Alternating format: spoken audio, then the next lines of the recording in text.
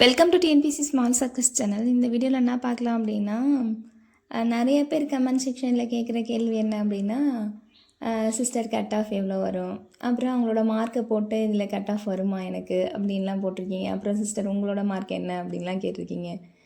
இதெல்லாம் வந்து இப்போ வந்து இந்த வீடியோ போட்டோம் அப்படின்னா நிறைய பேர் பார்ப்பாங்கன்றது மணி மைண்டடாக இருக்கிற சேனல்ஸ் எல்லாம் இந்த வீடியோ போடுவாங்க. அதாவது கட் ஆஃப் வந்து இவ்வளோ தான் வரும், இவ்வளோ தான் வரும்னு சொல்லிட்டு அவங்களோட எண்ணம் என்னென்னா, நம்ம வந்து நிறைய பேர் வீடியோ பார்க்கணும் அப்படின்றனால, வீடியோ பார்க்குறனால காசு கிடைக்கும். அதனால் இப்போ நம்ம போய் பார்த்தோன்னா ஒரு ஆஸ்பிரண்ட்டோட மனநிலை எப்படி இருக்கும், நம்மளோட மார்க் கண்டிப்பாக பார்டரில் தான் இருக்கும். அப்போது நமக்கு கிடைச்சிடாதா அப்படின்ற ஒரு எண்ணத்தோடு போய் பார்ப்போம். ஒன்று வந்து அவங்க வந்து நிறைய பேர் பார்க்கணுன்றனால உண்மை யாருக்குமே தெரியாது. இப்போ டிஆர்பி கூட தெரியாது. ஏன் அப்படின்னா, எங்கே யார் எவ்வளோ மார்க் வாங்கியிருக்காங்கன்றது யாருக்குமே தெரியாது. இப்போ இன்ஸ்டியூஷனில் வந்து ஒரு இது மாதிரி சர்வே மாதிரி எடுக்கிறாங்கன்னா, இன்ஸ்டியூஷனில் படித்தவங்கள மட்டும் தானே வச்சு எடுப்பாங்க. அப்போ தெரியாமல் செல்ஃப் ஸ்டடி பண்ணுறவங்க எத்தனை பேர் இருப்பாங்க. அப்போ அவங்களோட மார்க்லாம் ஹைலியாக இருந்ததுன்னா, அதனால் கட் ஆஃப் வீடியோவை தயவு செய்து யாருமே பார்க்காதீங்க. பார்த்தீங்கன்னா மன உளைச்சலுக்கு தான் ஆடாவீங்க.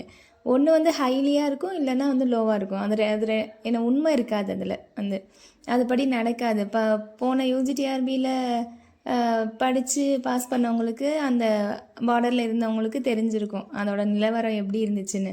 எக்ஸாம் எழுதினப்போ எப்படி இருந்துச்சு, அடுத்து வந்து எப்படியெல்லாம் வித்தியாசப்பட்டுச்சு, கடைசியில் எப்படி மாறுனுச்சுன்றது தெரியும். அதனால் வந்துட்டு தயவுசெய்து வந்து கட் ஆஃப் வீடியோவை எங்கேயும் போய் பார்த்து மன உளைச்சலுக்கு ஆளாகாமல் அடுத்தது என்ன பண்ணணும் அப்படின்ற யோசிங்க. அதுதான் வந்து நல்லது. ஏன்னா இப்போ நம்ம வந்து கட் ஆஃப் பார்க்குறோன்னு வச்சுக்கோங்க, நம்ம மார்க்கை விட 4 மார்க் கம்மியாக வருதுன்னா நம்ம மனசுக்குள்ளே அப்பா நம்ம கிடச்சிரும் அப்படின்ற எண்ணம் வரும். சரின்னு அந்த எண்ணத்துலேயே சுற்றணுன்னா அடுத்து என்ன படிக்கணும்னு தோணாது. அடுத்து ரொம்ப லோவாக இருந்துச்சு அப்படின்னா, அதாவது ஹைலியாக வச்சுருக்காங்கன்னா, ஐயோ எனக்கு கிடைக்காது போலையே அந்த வருத்தத்திலே போகும்.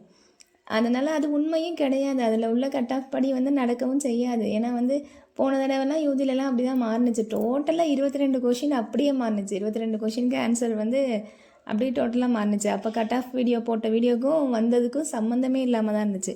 ஸோ இந்த டைமில் யார் கட் ஆஃப் வீடியோ போட்டாலும் பார்த்து மனசை குழப்பிக்கிறத விட நெக்ஸ்ட்டு என்ன பண்ணலாம், நம்ம வந்து டெட்டு பாஸ் இல்லை அப்படின்னா இந்த 1 மந்த்துக்குள்ளே டெட்டை எப்படி ஸ்மார்ட் ஒர்க் பண்ணி பாஸ் பண்ணலாம்.